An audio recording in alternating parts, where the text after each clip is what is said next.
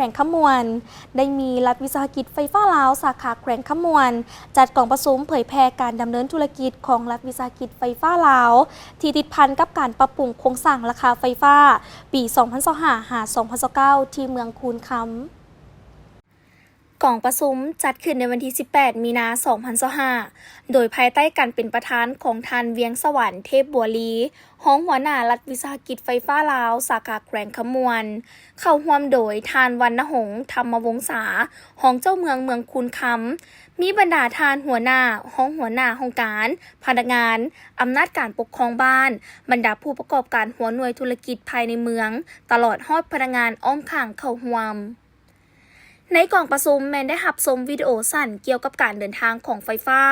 รับฟังการนำเสนอเกี่ยวกับการดำเนินธุรกิจของรัฐวิสาหกิจไฟฟ้าลาวจากหน่วยงานประชาสัมพันธ์รัฐวิสาหกิจไฟฟ้าลาวสาขาแขวงขมวน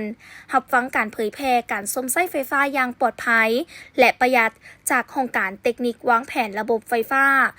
พร้อมนั้นยังได้แลกเปลี่ยนคำคิดเห็นจากผู้เข้าร่วมกล่องประชุมเกี่ยวกับปัญหาการซ่อมไส้ไฟฟ้าของบรรดาบ้านภายในเมืองคูนคำกับรัฐวิสาหกิจไฟฟ้าลาวสาขาแขวงขมวนในตอนท้ายกล่องประชุมทานคณะประธานก็ได้มีคำเห็นโอ้ล้มโดยทานได้เน้นให้มีการเผยแพร่เสื่อมซึมบรรดานิติกรรมเกี่ยวกับรัฐวิสาหกิจไฟฟ้าลาวให้กว้างขวางกว่าเก่า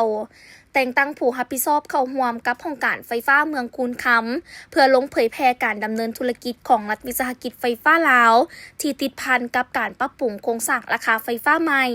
สำเนาแจ้งการปรับปรุงโครงสร้างราคาไฟฟ้าปี 2025-2029 ย้ายให้แต่ละบ้านเผยแพร่ให้ประชาชนในบ้านของตนรับรู้เพื่อเป็นการอำนวยความสะดวกให้แก่รัฐวิสาหกิจไฟฟ้าลาว